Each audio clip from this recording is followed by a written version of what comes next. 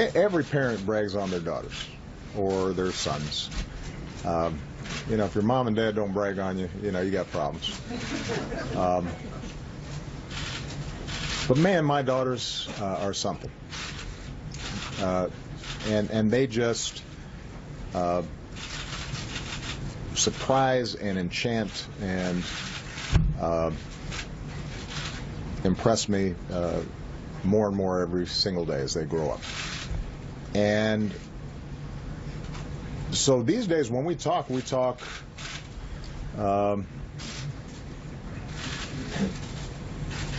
as parent to child, but also we learn from them. And I think it was really interesting to see how Malia and Sasha reacted. They were disappointed. They paid attention to what their mom said during the campaign and believed it because it's consistent with what we've tried to teach them in our household, and what I've tried to model as a father with their mom, and what we've asked them to expect from future boyfriends or spouses. But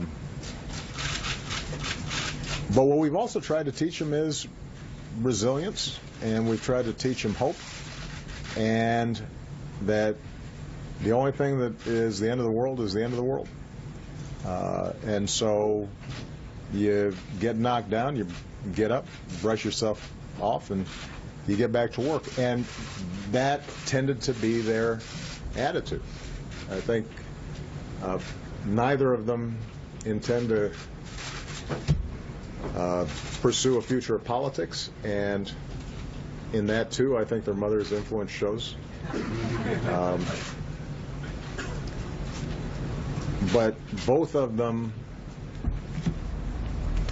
have grown up in an environment where I think they could not help but be patriotic, to love this country deeply, to see that it's flawed, but see that they have responsibilities to fix it, and that they need to be active citizens, and they have to be in a position to talk to their friends and their teachers and their future co-workers in ways that try to shed some light as opposed to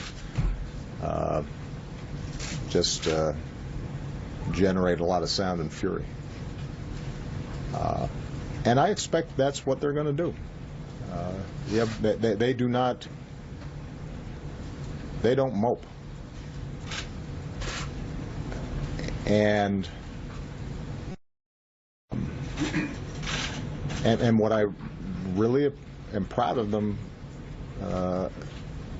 what makes me proudest about them is that they also don't get cynical about it. They have not assumed because their side didn't win, or because some of the values that they care about don't seem as if they were vindicated, that automatically America has somehow rejected them or rejected their values. Or I don't think they feel that way. I think they have, in part through osmosis, in part through dinner time conversations, appreciated the fact that this is a big, complicated country, and democracy is messy, and it doesn't always work exactly the way you might want. It doesn't guarantee certain outcomes. But if you're engaged and you're involved, then there are a lot more good people than bad in this country, and there's a core decency to this country, and that they got to be a part of lifting that up, and I expect they will be. And in that sense, they are representative of this generation that makes me really optimistic. I've been asked, I've had some off-the-record conversations with some journalists where they said, okay, you seem like you're okay, but really, what are you thinking? And I've said, no, what I'm saying really is what I think. I believe in this country. I believe in the American people. I believe that people are more good than bad.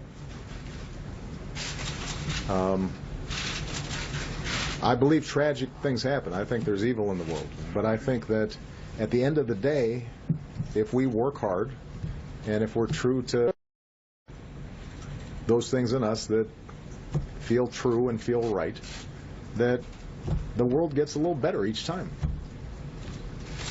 That's what this presidency has tried to be about. And I see that in the young people I've worked with. I couldn't be prouder of them. And so this is not just a matter of no drama Obama. This is what I really believe. It is true that behind closed doors I curse more than I do publicly. And sometimes I get mad and frustrated like everybody else does. But at my core, I think we're going to be okay. We just have to fight for it. We have to work for it and not take it for granted. And I know that you will help us do that. Thank you very much, press corps. Good luck.